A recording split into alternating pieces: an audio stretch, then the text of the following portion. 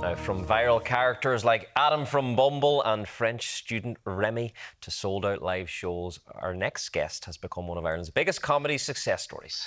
Comedian, actor and writer Simon Hennessy joins us to chat about life online, his hit podcast, the Rollplay Podcast, and his latest acting role in the Kevin Intervention, which premieres at the Galway Film Fleadh this weekend. Let's have a quick look. He's coming. Sorry, Kevin. Were you not expecting us? Jesus, Gene! Why aren't you wearing any underwear? My phones aren't the only bush in this building, right? We've all seen those holiday pics. I forgot the pièce de résistance. A game called Hand Job. This is torture. Yeah. It's just a little beer, baby. Do not flake on us now. Real sticky. I mean, I'm a fan already. You haven't seen this yet, have you? No, I haven't seen it yet. Okay. Hopefully it's good. Well, you were involved in it, so Yes, come on. I do Kevin know what Intervention. happens. I haven't seen it, but I know intimately the details of the plot. Okay. because Don't give too much away now, but tell I us, won't. what's this all about? So it's called The Kevin Intervention, written by Fiona Toohey, directed by Aideen McCarthy. And it stars Cy McLaughlin, Stephen Colfer, David O'Reilly, Lorcan Strain, and myself. And it's the story of a group of friends who decide they've had enough of their toxic, awful bestie, Kevin, played by myself. Right. And that they're going to essentially break up with him over a dinner party at Kevin's house. But Kevin has other ideas, and hilarity, hopefully, ensues. Okay, well, we'll find out in due course because it's getting its premiere. Yes, tomorrow at the Galway Film Fleadh. And you are dressed now for the occasion. Yeah, I'm possibly a little overdressed for this Can't be overdressed for this occasion. show. I thought you No, guys you would can't. also be wearing black tie, Normally we do. but We would have, but there just wasn't time to change. no, it wouldn't be suitable for the puppies, which you decided to put on before me. Tough act Gave to me follow. the nightmare slot after the dogs. So Yeah, appreciate well, that, guys. they were very cute. And now were. it's to you, so the cuteness Even levels has cuter. risen. Yeah, exactly. Even more. Look, we got to know you from your sketches, and COVID was the time when so many careers developed. You just did it to have something to do. Yeah, basically, I needed to fill the kind of long, empty, boring hours. And of because lockdown. banana bread is crap. Who likes It's banana not bread? for me. You get sick you of it. know, it's not for me. It is for other people, but other people are wrong. Other people wanted to learn useful skills and like a new language and stuff, and I was like, no, I'm going to try and look for attention the only way that is available to me at the moment, which is making kind of stupid short-form videos for the internet. And now here we are. Yeah. Look at So you. it's It's been like going this. well. I mean, Set for a premiere. I've Yeah. been a fan of yours for so long. We've followed each other for a long time, and some of the characters I've seen over the years have been incredible. From Date at 8 Tonight, Mr. Bumble, there was Remy, the French student. I mean, they've almost taken on lives of their own at this point, haven't they? Yes, yeah. They're more popular and beloved than I am.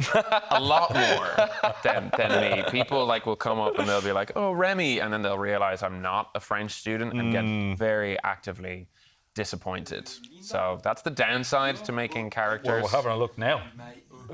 But Oh, God, look at that youthful face. But it also gives you the chance to hide behind the character.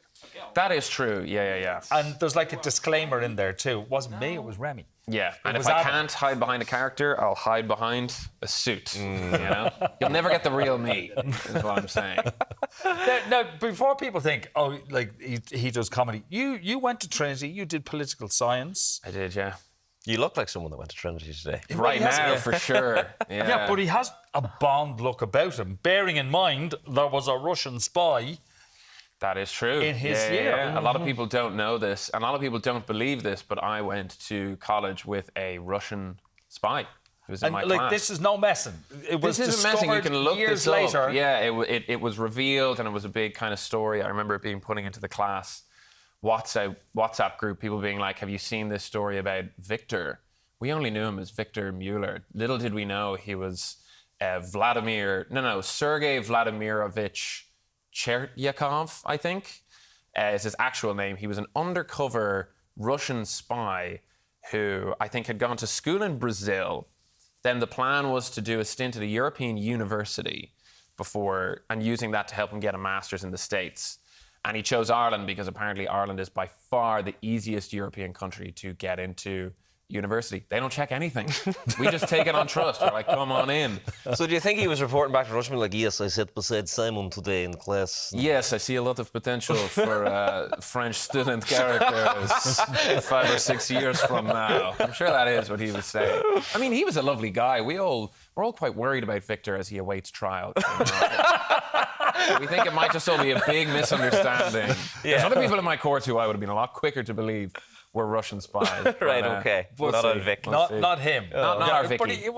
Was he trying to get a job in the UN or something like this? Yeah, and I think he did. I could be getting the details wrong here, but I think he got accepted for an internship at the International Criminal Court in The Hague, and it was only like a week or so before he was meant to start that they realised this guy they were about to hire was in fact a Russian spy. Okay. Wow. So, what a story. Yeah. Again, I'll have to talk to Victor before I make up my own mind.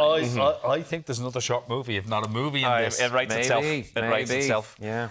Sketches and comedy and stuff aside, I'm a huge fan of your songs.